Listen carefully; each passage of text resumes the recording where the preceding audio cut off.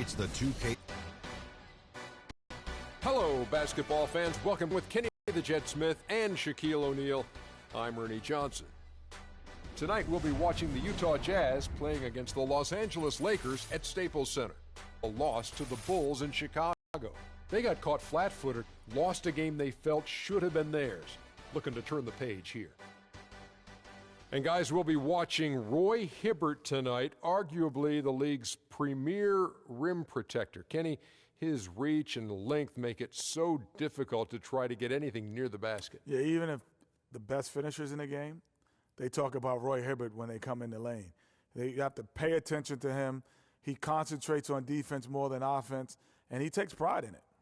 You know, he knows how to challenge shots by staying vertical. He's the master of verticality. He doesn't pick up cheap fouls, but he still contests shots. And we will send it over to Kevin Harlan.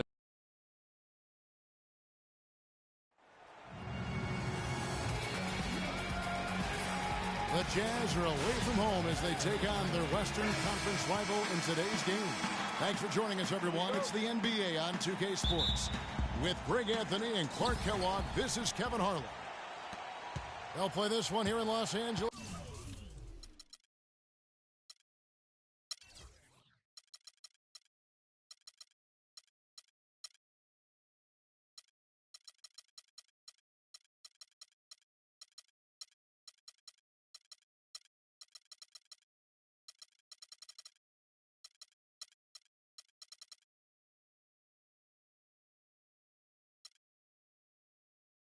Before the Lakers head back to the road.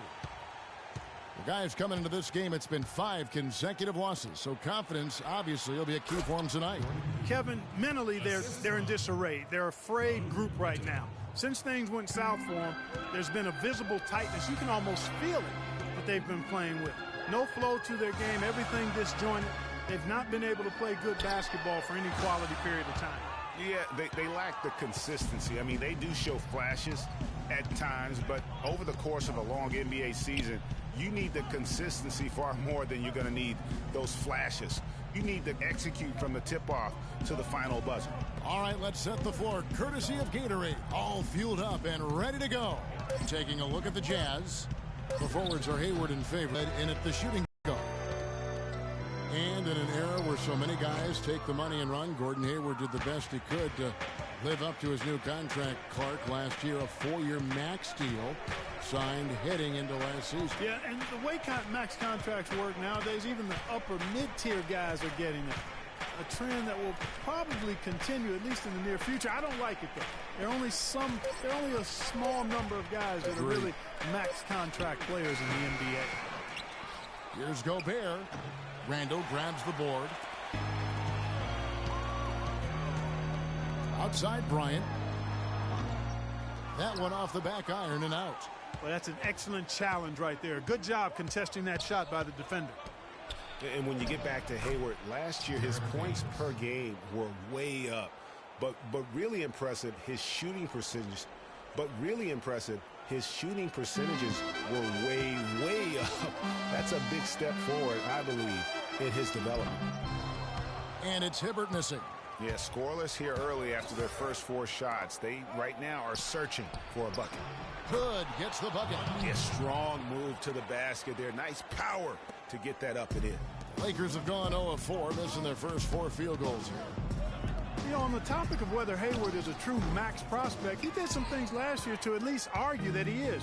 He was stronger, a lot more aggressive going to the rim. His defense improved, too. He'll need another year of development like that to silence the doubters.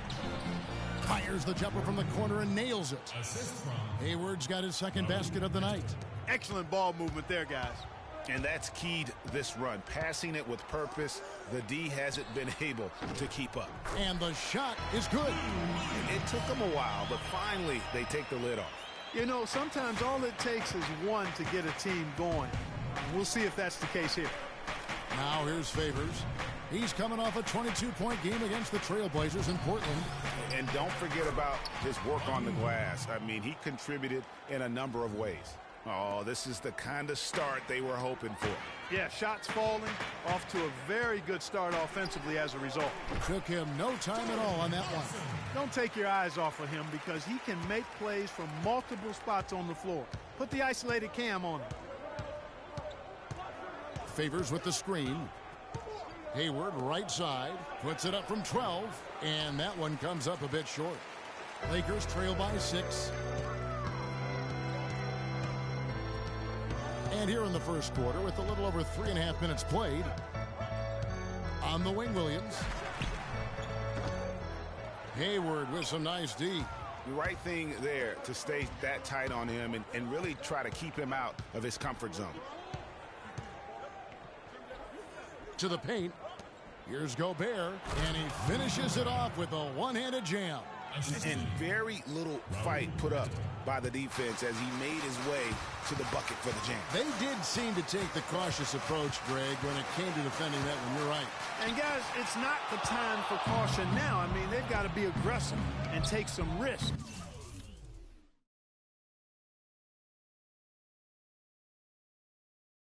To see if they can cut that lead down.